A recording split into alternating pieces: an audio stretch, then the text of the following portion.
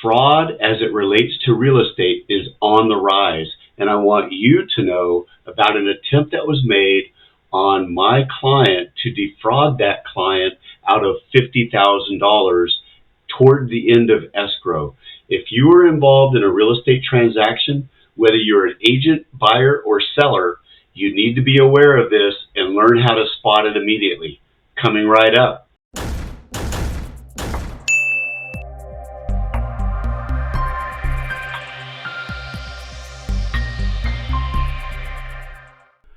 I'm about to show you two actual fraudulent emails received by my client just prior to closing in December 2023.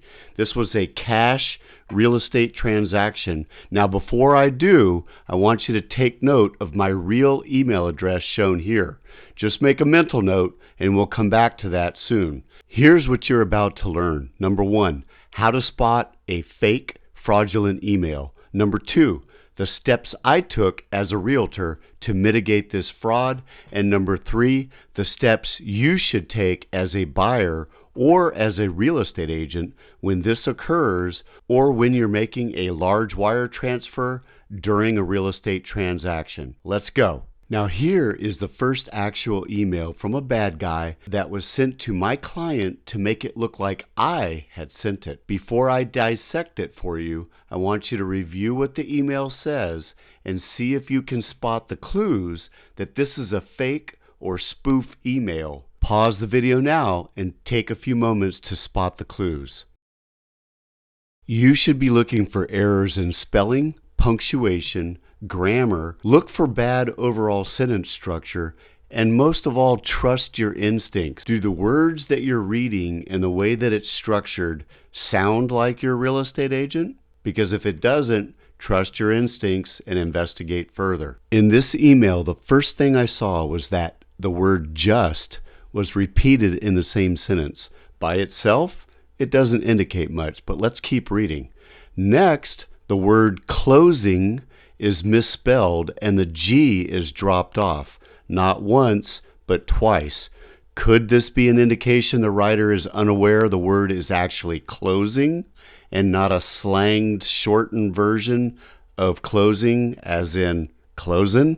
Next, instructions. The word instructions is plural, but later in the same sentence, the singular version is referenced when it says it. Finally, the overall feel of the email is just a bit off.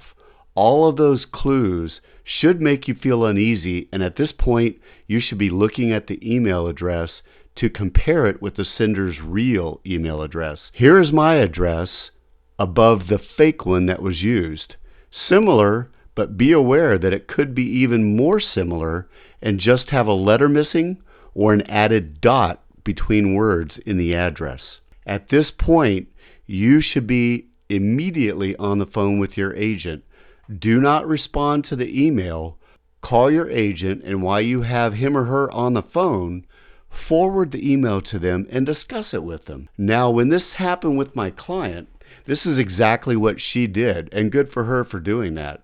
I sent the email to the escrow officer and the brokerage that was going to be doing the actual transfer.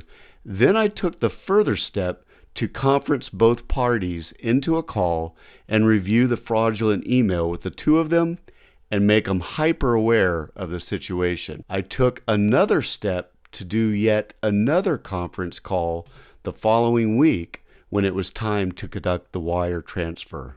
The bad guys were persistent. My client received yet another email soliciting a response. So I responded to the bad guys that I was a retired detective, which I am, and that I would make them my mission in life if they didn't cease and desist trying to defraud my customer. Thankfully, no more emails after that. Okay, let's recap. If you are a realtor, it's crucial at the beginning of escrow when you are representing a buyer that you go over the instructions for any type of electronic transfers, starting with the earnest money deposit, or EMD. And what I mean by that is you've got to go over what's going on in the fraud world and what they need to look out for, as I outlined during this video. Okay? And it's really important that you continue to hammer that home, especially when you get in the last half of escrow, when the big dollars start to transfer, if you're doing a cash real estate transaction. If you are a buyer and the first transfer that you do is probably going to be the earnest money deposit, which is usually due 3 days after acceptance of an offer, you will get instructions from the title company. Do not do anything until you A, call the title company and confirm that the emailed instructions are actually theirs and that the email instructions you have are the correct ones. And secondly, talk to your realtor about it. Make sure that you have confirmed with the realtor that you have confirmed with the title company, and just be ultra sure. People have lost thousands and actually hundreds of thousands of dollars to these fraudsters. So you've got to be careful. I hope this was of value to you. And if it was, please subscribe to this channel.